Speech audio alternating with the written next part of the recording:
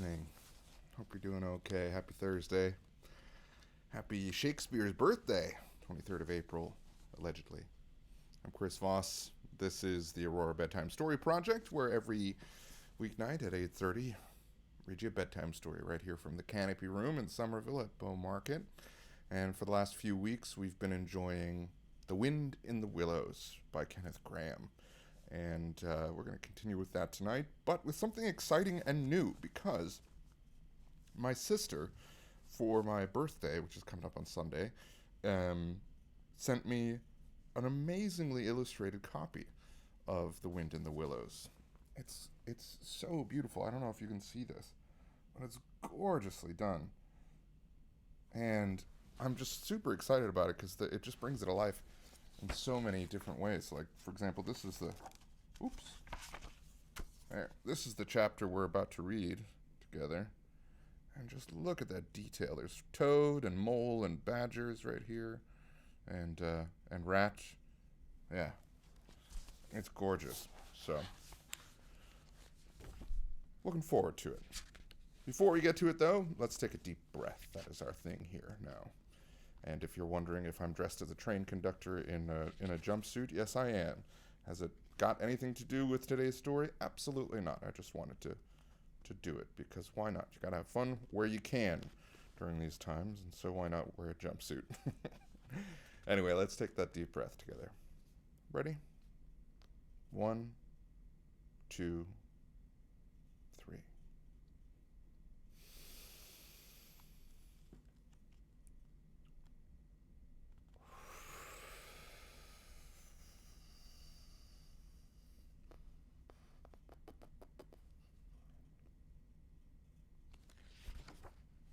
Chapter 11 of The Wind in the Willows.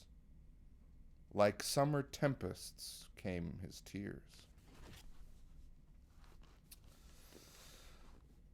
The rat put out a neat little brown paw, gripped Toad firmly by the scruff of the neck, and gave a great hoist and a pull, and the waterlogged Toad came up slowly but surely over the edge of the hole, till at last he stood safe and sound in the hall, streaked with mud and weed to be sure, and with the water streaming off him, but happy and high-spirited as of old, now that he found himself once more in the house of a friend, and dodgings and evasions were over, and he could lay aside a disguise that was unworthy of his position and wanted such a lot of living up to. "Oh, Ratty," he said, "I've been through such times since I saw you last, you can't think. Such trials, such sufferings, and all so nobly borne. Then such escapes, such disguises and subterfuges, and all so cleverly planned and carried out. Been in prison, got out of it, of course. Been thrown into a canal, swam ashore, stole a horse, sold him for a large sum of money, humbugged everybody, made 'em all do exactly what I wanted. Oh, I am a smart toad and no mistake. What do you think of my last exploit? What do you think it was? Well, just hold on till I..."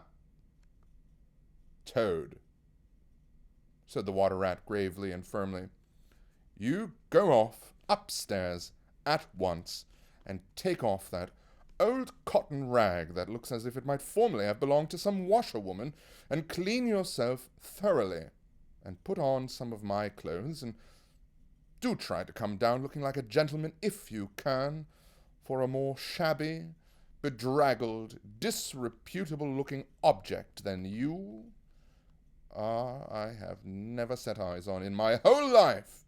No, stop swaggering and arguing, and be off. I'll have something to say to you later." Toad was at first inclined to stop and do some talking back to Rat. He had had enough of being ordered around when he was in prison, and here was the thing being begun again all over, apparently, and by a rat, too. However, he caught sight of himself in the looking-glass over the hat-stand, with the rusty black bonnet perched rakishly over one eye, and he changed his mind and went very quickly and humbly upstairs to Rat's dressing room. There he had a thorough wash and brush up, changed his clothes, and stood for a long time before the looking-glass, contemplating himself with pride and pleasure, and thinking what utter idiots all those people must have been to have ever mistaken him for a moment for a washerwoman. By the time he came down again, luncheon was on the table, and very glad Toad was to see it as well, for he had been through some trying experiences and had taken much hard exercise since the excellent breakfast provided to him by the gypsy.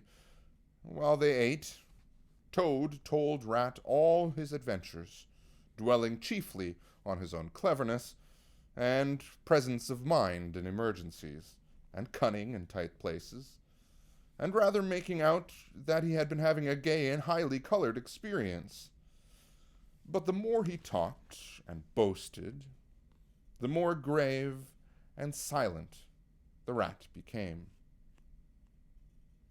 When at last Toad had talked himself to a standstill, there was a silence for a while, and then the Rat said, "Now, Toady, I don't want to give you pain after all you've been through already, but seriously, don't you see what an awful ass you've been making of yourself? On your own admission, you have been handcuffed, imprisoned, starved, chased, terrified out of your life, insulted, jeered at, and ignominiously flung into the water. Where's the amusement in that? Where does the fun come in? And all because you must needs go and steal a motor car. You know that you've never had anything but trouble from motor cars from the moment you first set eyes on one, but if you will be fixed up with them, as you generally are 5 minutes after you've started, why steal them? Be a cripple if you want something exciting. Be a bankrupt for a change if you've set your mind on it, but why choose to be a convict? When are you going to be sensible and think of your friends and try and be a credit to them? Do you suppose it's any pleasure for me, for instance, to hear animals saying as I go about that I'm the chap that keeps company with jailbirds? Now, it was a very comforting point in Toad's character that he was a thoroughly good-hearted animal, and never minded being jawed by those who were his real friends. And even when most set upon a thing, he was always able to see the other side of the question. So, although, while the Rat was talking so seriously, he kept saying to himself mutinously, "But it was fun, though. Awful fun," and making strange suppressed noises inside, and boop, boop, boop, boop, boop, boop, boop, and other sounds resembled stifled snorts or the opening of soda water bottles. When the Rat had quite finished, Toad heaved a deep sigh and said, very nicely and humbly, "Quite right, Ratty. How sound you always are. Yes, I've been a conceited old ass. I can quite see that now, but I'm going to be a good Toad and not do it anymore. As for motor cars, I've not been at all so keen about 'em since my last ducking in that river of yours. The fact is, when I was hanging on the edge of your hole and getting my breath, I had a sudden idea, a really brilliant idea, connected with motor boats. Now, there, don't take on so, old chap, and stamp and upset things. It was only an idea, and we won't talk any more about it. We'll have our coffee, and a smoke, and a quiet chat, and then I'm going to stroll quietly down to Toad Hall and get into clothes of my own and set things going again on the old lines. I've had enough adventures. I shall lead a quiet, steady, respectable life, pottering about my property and improving it and doing a little landscape gardening at times. There will always be a bit of dinner for my friends when they come to see me, and I shall keep a pony chase to jog about the country in, just as I used to in the old good days, before I got restless and wanted to do things. Stroll quietly down to Toad Hall, cried the rat, greatly excited. What are you talking about? Do you mean to say you haven't heard? Heard what? Said Toad, turning rather pale. Go on, Ratty, quick, don't spare me. Haven't heard what? Do you mean to tell me, shouted the rat, thumping with his little fist upon the table, that you've heard nothing about the stoats and weasels?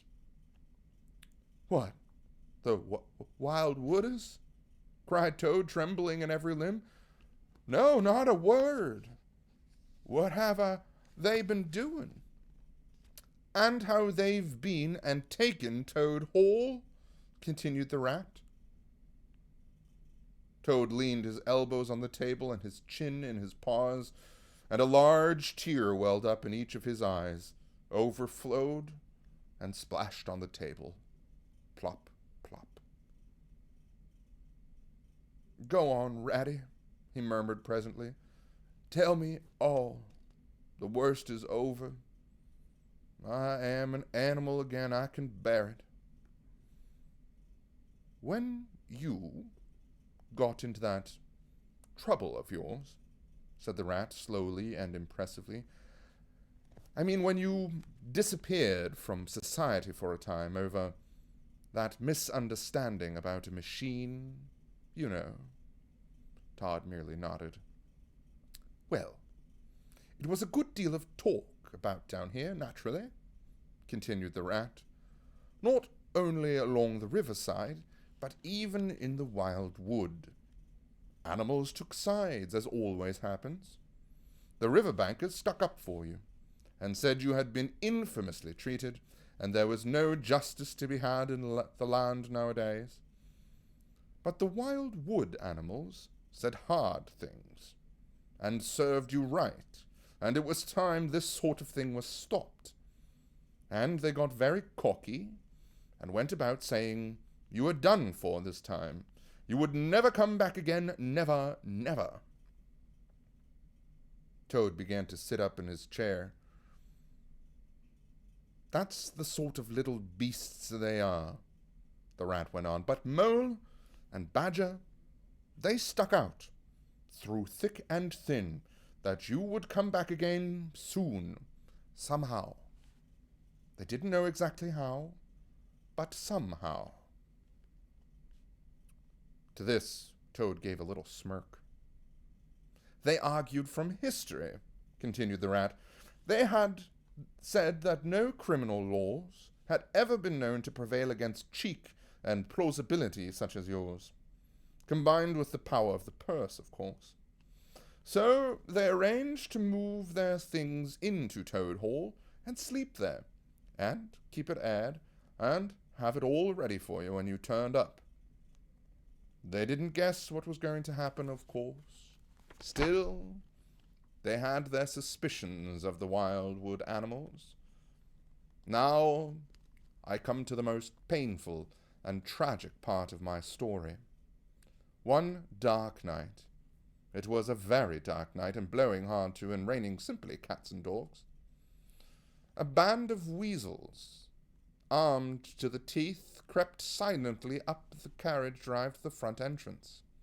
Simultaneously, a body of desperate ferrets, advancing through the kitchen garden, possessed themselves of the backyard and offices, while a company of skirmishing stoats, who stuck at nothing, occupied the conservatory and the billiard room, and held the French windows open onto the lawn. The Mole and the Badger were sitting by the fire in the smoking room, telling stories, and suspecting nothing, for it wasn't a night for any animal to be out, when those bloodthirsty villains broke down the doors and rushed upon them from every side. Mole and Badger made the best fight they could, but what was the good? They were unarmed and taken by surprise, and what can 2 animals do against hundreds? They took and beat them severely with sticks, those 2 poor, faithful animals, and turned them into the cold and wet with many insulting and uncalled for remarks. Here the unfeeling Toad broke into a snigger and then pulled himself together and tried to look particularly solemn. And the wild wooders have been living in Toad Hall ever since, continued the Rat, and going on simply anyhow, lying in bed half the day, and breakfast at all hours, and the place in such a mess, I'm told, it's not fit to be seen. Eating your grub, and drinking your drink, and making bad jokes about you, and singing vulgar songs about prisons and magistrates and police. Horrid personal songs, with no humour in them. And they're telling the tradespeople and everybody that they've come to stay for good. Oh, have they? The Toad said, getting up and seizing a stick. I'll jolly soon see about that. It's no good, Toad, called the Rat after him. You'd better come back and sit down. You'll only get into trouble. But the Toad was off, and there was no holding him. He marched rapidly down the road, his stick over his shoulder, fuming and muttering to himself in an anger, till he got near his front gate, and then suddenly there popped up from behind the palings a long, yellow ferret with a gun. Who goes there? Said the ferret sharply.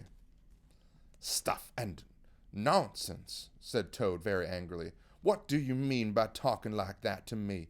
Come out here at once, or I'll... Well, the ferret never said a word, but he brought the gun up to his shoulder. Toad prudently dropped flat in the road, and bang! A bullet whistled over his head. The startled Toad scrambled to his feet and scampered off down the road as hard as he could, and as he ran he heard the ferret laughing and other horrid, thin little laughs, taking it up and carrying it all around. He went back, very crestfallen, and told the Water Rat. What did I tell you? Said the Rat. It's no good. They've got sentries posted, and they're all armed. You must just wait. Toad was not inclined to give in all at once, so he got out the boat and set off rowing up the river, where the garden front of Toad Hall came down to the waterside.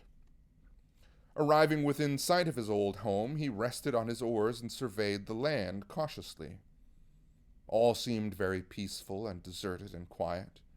He could see the whole front of Toad Hall, glowing in the evening sunshine, the pigeons setting 2 by 3s along the straight line of the roof, the garden a blaze of flowers, the creek that led up to the boathouse, the little wooden bridge that crossed it, all tranquil, uninhabited, apparently awaiting his return.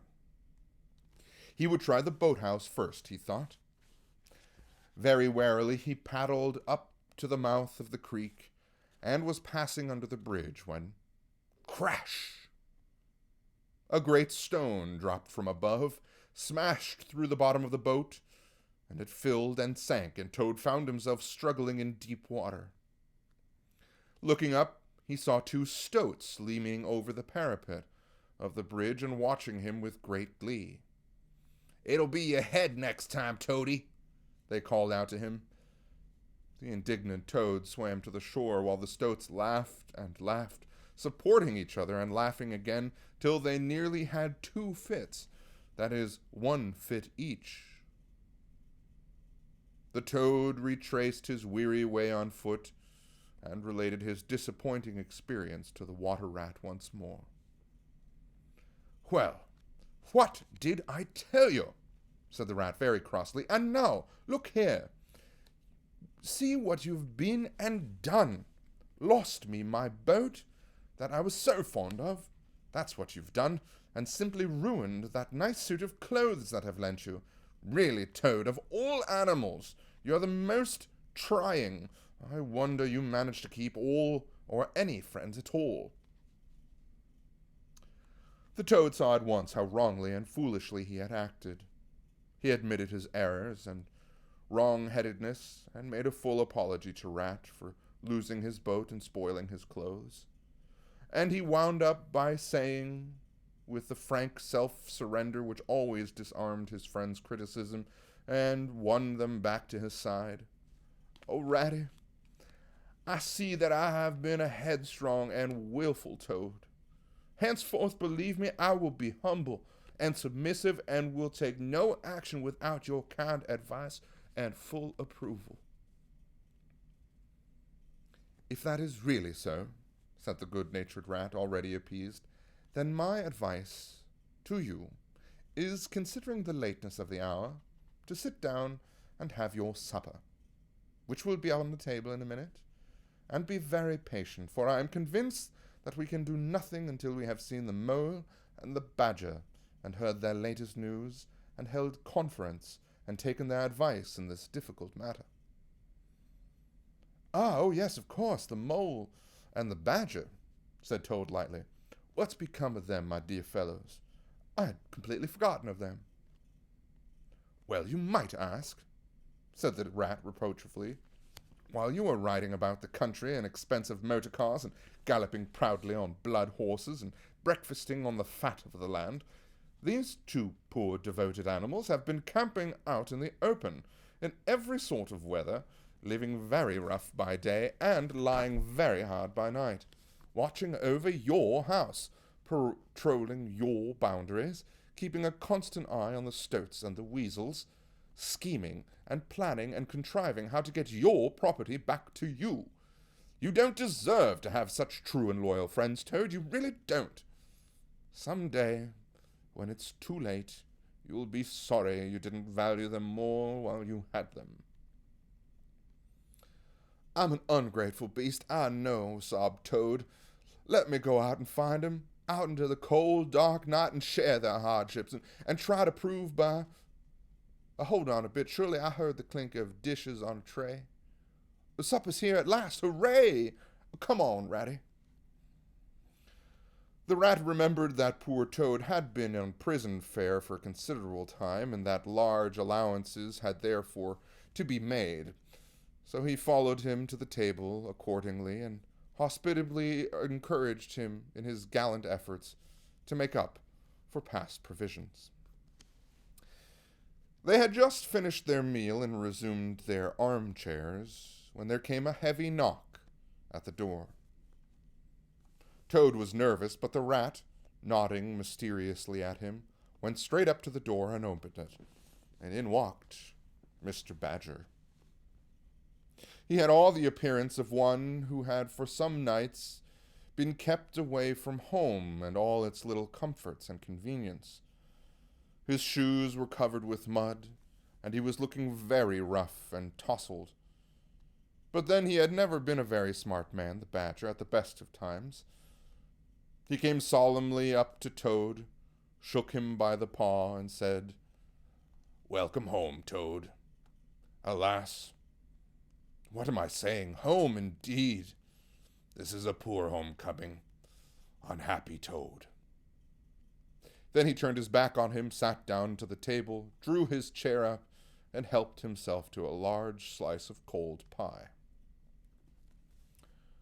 Toad was quite alarmed at this very serious and portentous style of greeting. But the Rat whispered to him, "Never mind. Don't make any notice, and don't say anything to him just yet. He's always rather low and despondent when he's wanting his victuals. In half an hour's time, he'll be quite a different animal." So they waited in silence, and presently there came another and a lighter knock at the door. The Rat, with a nod to Toad, went to the door and ushered in the Mole, very shabby and unwashed, with bits of hay and straw sticking in his fur. "Hooray! Here's old Toad!" cried the Mole, his face beaming.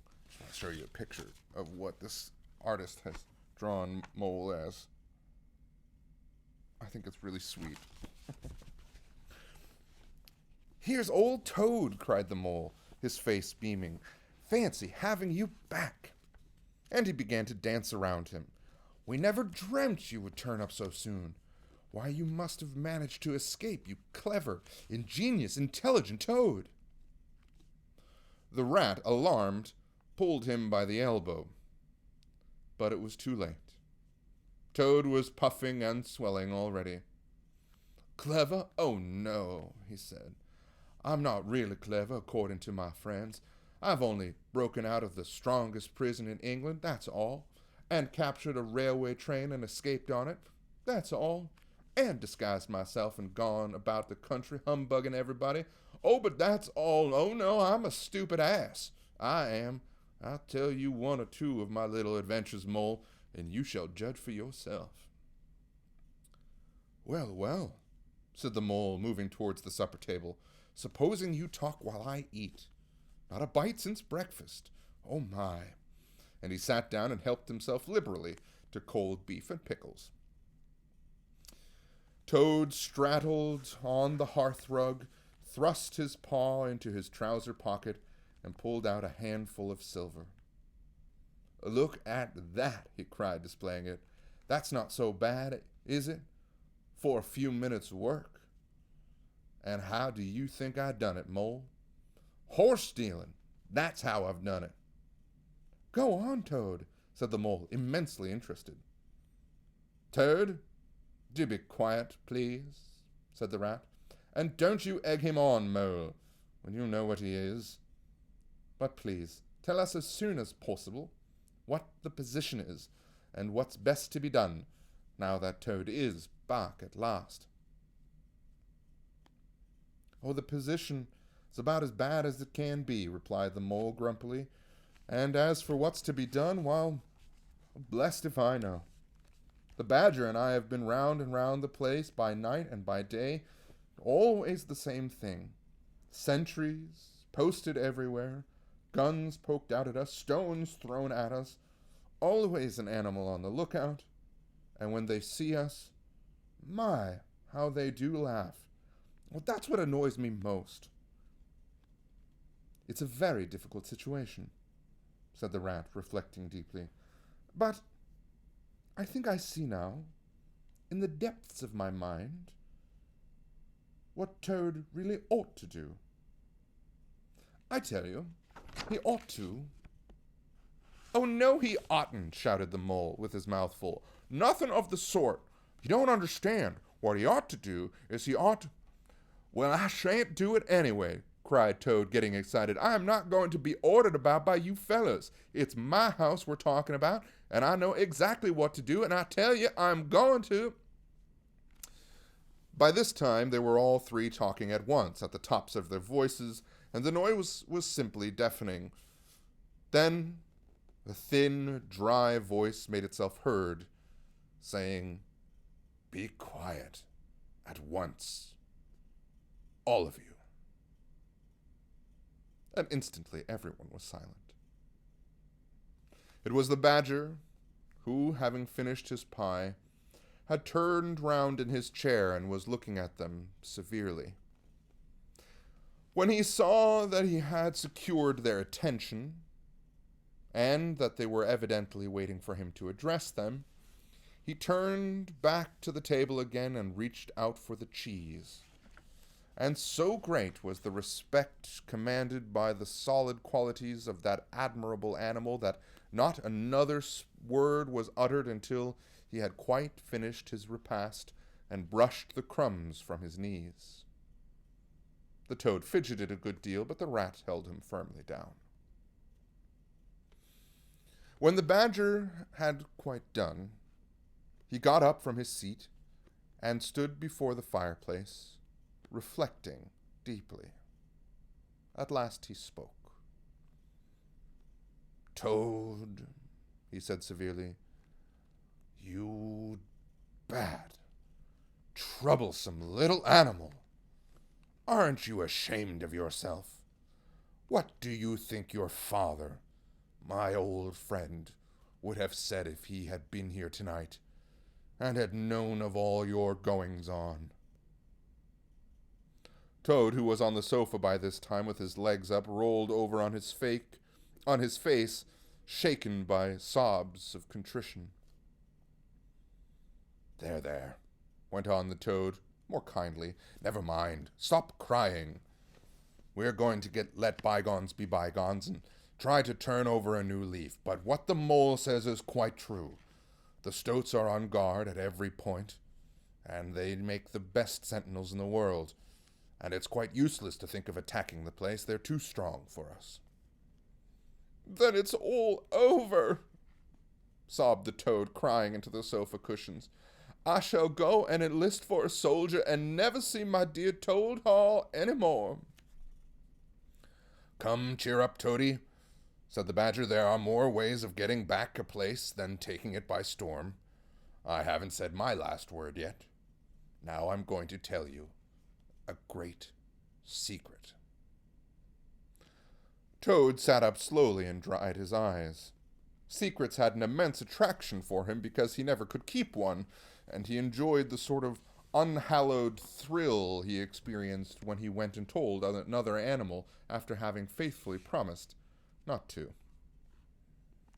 There is an underground passage, said the Badger impressively, that leads from the riverbank quite near here, right up to the middle of Toad Hall. Oh, nonsense, Badger, said Toad rather airily. You've been listening to some yarns they spin in the public houses about here. I know every inch of Toad Hall, inside and out. Nothing of the sort, I assure you. My young friend, said the Badger with great severity, your father, who was a worthy animal, a lot worthier than some others I know, was a particular friend of mine, and he told me a great deal he wouldn't have dreamt of telling you. He discovered that passage. He didn't make it, of course. That has been hundreds of years before he came to live there. But he repaired it and cleaned it out, because he thought it might come in useful some day in case of trouble or danger, and he showed it to me. Don't let my son know about it, he said. He's a good boy, but very light and volatile in character, and simply cannot hold his tongue. If he's ever in a real fix, and it would be of use to him, you may then tell him about the secret passage, but not before. The other animals looked hard at Toad to see how he would take it. He was inclined to be sulky at first, but he brightened up immediately like the good fellow he was. Well, well, he said, perhaps I am a bit of a talker. A popular fellow such as I am, my friends get round me. We chaff, we sparkle, we tell witty stories. And somehow my tongue gets wagging. I have the gift of conversation. I've been told I ought to own a salon, whatever that may be. Well, never mind. Go on, Badger. How's this passage of yours going to help us? I've found out a thing or two lately, continued the Badger. I got Otter to disguise himself as a sweep and call at the back door with brushes over its shoulder, asking for a job. There's going to be a big banquet tomorrow night. It's somebody's birthday. The Chief Weasel's, I believe, and all the weasels will be gathering together in the dining hall, eating and drinking and laughing and carrying on, suspecting nothing. No guns, no swords, no sticks, no arms of any sort whatsoever. But the sentinels would be posted as usual, remarked the Rat. Exactly, said the Badger. That is my point. The weasels will trust entirely to their excellent sentinels, and that is where the passage comes in. That very useful tunnel leads right up under the butler's pantry next to the dining hall. Aha! That squeaky board in the butler's pantry, said Toad. Now I understand it. "We shall creep out quietly into the butler's pantry," cried the Mole. "With our pistols and swords and sticks," shouted the Rat. "And rush in on them," said the Badger. "And whack 'em, and whack 'em, and whack 'em," cried the Toad in ecstasy, running round and round the room and jumping over chairs. "Very well, then," said the Badger, resuming his usual dry manner. "Our plan is settled, and there's nothing more you can argue or squabble about. So as it's getting late, all of you right off to bed at once. We will make all the necessary arrangements in the course of the morning tomorrow." Toad, of course, went off to bed dutifully with the rest. He knew better than to refuse, though he was feeling much too excited to sleep. But he had had a long day, with many events crowded into it, and sheets and blankets were very friendly and comforting things after plain straw, and not too much of it, spread on the stone floor of a draughty cell. And his head had not been many seconds on his pillow before he was snoring happily. Naturally, he dreamt a good deal about roads that ran away from him just when he wanted them, and canals that chased him and caught him, and a barge that sailed into the banqueting hall with his week's washing just as he was giving a dinner party, and he was alone in the secret passage pushing onwards, but it twisted and turned around and shook itself and sat up on its end. Yet somehow at last he found himself back in Toad Hall, safe and triumphant, with all his friends gathered round him, earnestly assuring him that he really was a clever toad.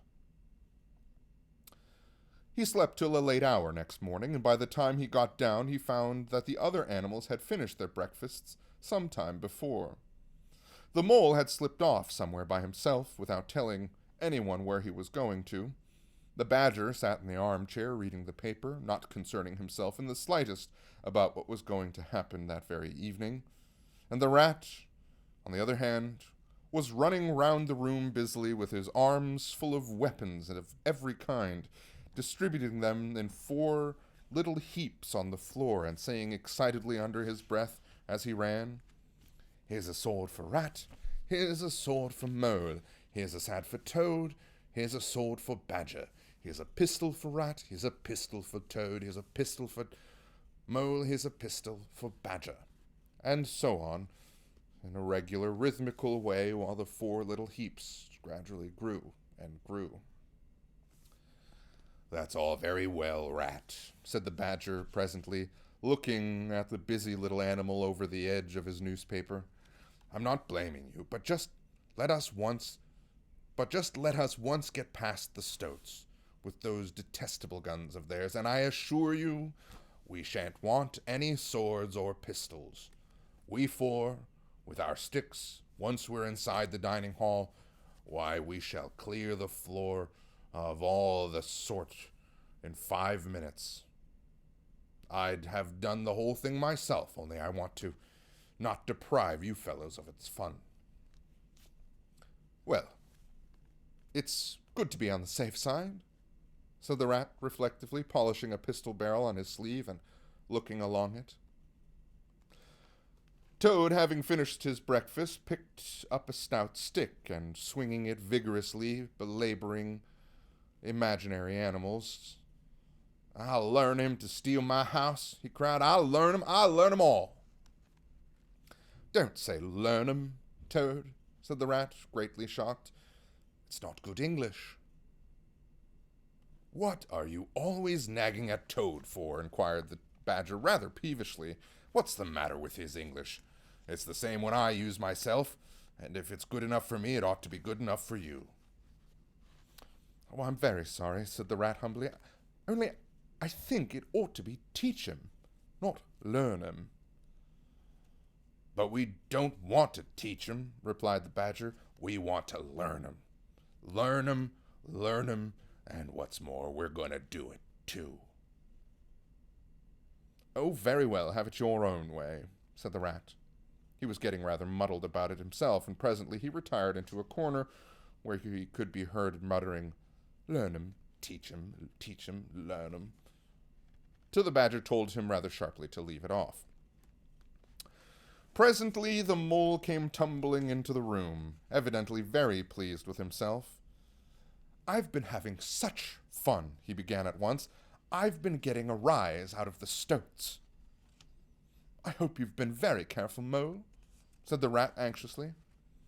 "I should hope so too," said the mole confidently. "I got the idea when I went into the kitchen to see about Toad's breakfast being kept hot for him. And I found that old washerwoman's dress that he came home in yesterday hanging on a towel horse before the fire. So I put it on, and the bonnet as well, and the shawl, and off I went to Toad Hall as bold as you please. The sentries were on lookout, of course, with their guns and their who comes there and all the rest of their nonsense. 'Oh, good morning, gentlemen,' says I, very respectfully. 'Want any washing done today?' They looked at me very proud and stiff and haughty and said, 'Go away, washerwoman, we don't want any washing on duty, or any other time,' says I. Ho, ho, ho, ho, wasn't that funny?" "Poor, frivolous animal," said Toad, very loftily. The fact is, he felt exceedingly jealous of Mole for what he had just done. It was exactly what he would have liked to have done himself, if only he had thought of it first, and hadn't gone and overslept himself. "Some of the stoats turned quite pink at the insult," continued the mole, "and the sergeant in charge, he said to me very short, he said, 'Now run away, my good woman, run away. Don't keep my men idling and talking about their posts.' 'Run away,' says I. 'It won't be me that'll be running away in very short time from now.' 'Oh, Moley, how could you?' said the rat in dismay. The badger laid down the paper. "I could see them pricking up their ears and looking at each other," went on the mole, "and the sergeant said to them, 'Never mind her. She doesn't know what she's talking about.' 'Oh, don't I?' I said. 'Well, let me tell you this. My daughter, she washes for Mr. Badger, and that'll show you whether I know what I'm talking about, and you'll know pretty soon, too. 100 bloodthirsty badgers armed with rifles are going to attack Toad Hall this very night by way of the paddock. 6 boatloads of rats with pistols and cutlasses will come up the river and effect a landing in the garden, while a picked body of toads, known at times as the diehards or as the death or glory toads, will storm the orchard and carry everything before them, yelling for vengeance. There won't be much left of you to wash by the time they've gone with you, unless you clear out while you have the chance.' And then I run away, and when I was out of sight, I hid, and presently I came creeping back along the ditch and took a peep at them through the hedge. They were all as nervous and flustered as could be, running all ways at once and falling over each other, and every one giving orders to everybody else and not listening, and the sergeant kept sending off parties of stoats in distant parts to the grounds, and then sending others off to fetch him back again. And I heard them saying to each other, 'Oh, that's just like the weasels. They're to stop comfortably in the banqueting hall and have feasting and toasts and songs and all sorts of fun, while we must stand on guard in the cold and the dark, and in the end be cut to pieces by bloodthirsty badgers.'" "Oh, you silly ass mole," cried Toad. "You've been and spoiled everything." "Mole," said the badger in his dry, quiet way, "I perceive you have more sense in your little finger than some other animals have in the whole of their fat bodies. You have managed excellently, and I begin to have great hopes for you. Good mole. Clever mole." The toad was simply wild with jealousy, more especially as he couldn't make out for the life of him what the mole had done that was so particularly clever. But fortunately for him, before he could show temper or expose himself to the badger's sarcasm, a bell rang for luncheon. It was a simple but sustained meal, bacon and broad beans and a macaroni pudding, and when they had all quite finished, the badger settled himself into an armchair and said, "Well, we've got our work cut out for us tonight, and I will be probably pretty late before we're quite through with it, so I'm going to take 40 winks while I can." And he drew a handkerchief over his face and was soon snoring. The anxious and laborious rat at once resumed his preparations and started running between his four little heaps, muttering, "Here's a chat, here's a belt for rat, here's a belt for mole, here's a belt for toad, here's a belt for badger," and so on, with every fresh accoutrement he produced, to which there seemed really no end. So the mole drew his arm through Toad's, led him out into the open air, shoved him into a wicker chair, and made him tell him all his adventures from beginning to end, which Toad was only too willing to do. The mole was a good listener, and Toad, with no one to check his statements or to criticize in an unfriendly spirit, rather let himself go. Indeed, much that he related belonged more properly to the category of what might have happened had I only thought of it in time instead of 10 minutes afterwards. Those are always the best and raciest adventures, and why should they not be truly ours, as much as somewhat inadequate things that really come off?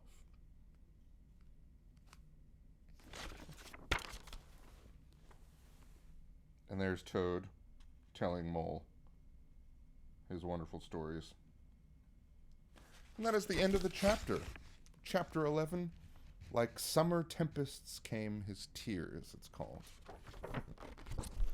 Tomorrow is the final chapter of The Wind in the Willows. It's called The Return of Ulysses.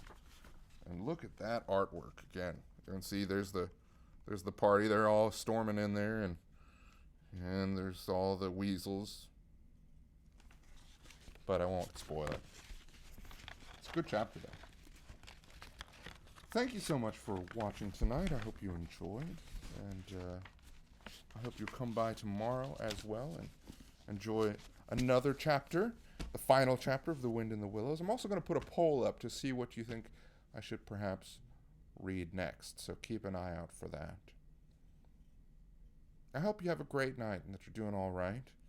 And a big thank you, as ever, to the Canopy Room for letting me stream from here, and to Leah Pringle, who makes that possible, and to Shirley Hunt for her music that she arranged and that she plays at the beginning and the end of each of these little streams, and to my sister Stephanie, who for my birthday got me this wonderful edition of The Wind in the Willows, which I'm really, really happy to be reading from. It's so beautiful. All right, my friend, I hope you have a great night from my little nook to wherever it is you are. See you tomorrow.